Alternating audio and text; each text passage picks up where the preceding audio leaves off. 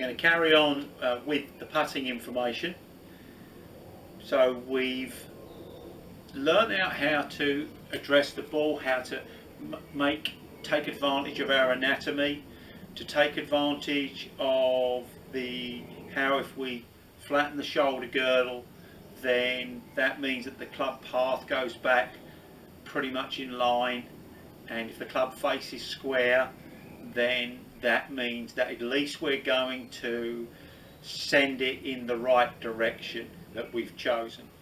We haven't really talked about green reading yet, and I may be able to work out how I'm going to do a little bit about educate you on that one. But it's certainly probably a little bit more back into the time, hopefully when the golf courses are open, but we're still not allowed to work, and we can use that time then. So some little pieces of information now. So first of all, the importance of centre strike. Now, even though this isn't necessarily the centre of the putter, most of the manufacturers put a line in what they perceive as the sweet spot. So one of the first things that I monitor is whether I'm consistently setting it up at that point, and then whether through the impact that point remains in line as that putter head goes off. The next thing, I think is really interesting, is if the centre of the putter is the sweet spot, we can see that if we put the centre of the ball on the sweet spot, which is where we want it to hit, there's an awful lot of ball underneath. Now this means that we probably shouldn't be starting with the club on the ground. Now the solution to this is, as we address with the putter head on the ground, when we're going to go, we can actually just come out the knees fractionally. So you just pop out the knees, and then you're going to raise yourself up a few more inches. But another really nice tool coming out of this, a possibility to practice, is really come out of it and then make some practice swings over the top of the ball, noticing whether you are you have that putter head going back square and you have the putter face coming square.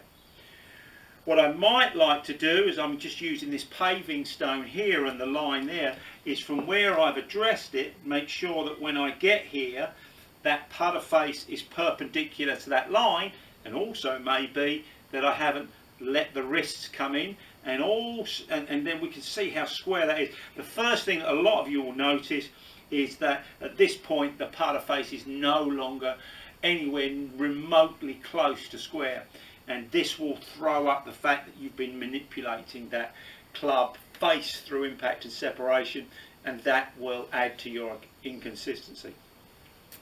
While we're in this place, I'm just going to add one more little thing that I've learned. I was just saying that it was very interesting to monitor whether the middle of that club head and face are going through the ball and staying in that line.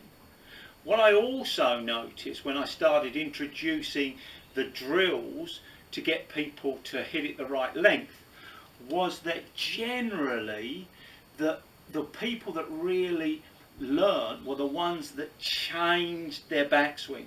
So what I found, when before people knew this exercise, they'd maybe move in a bit like this, and then when I got them to pay attention to the distance, it changed to more like this.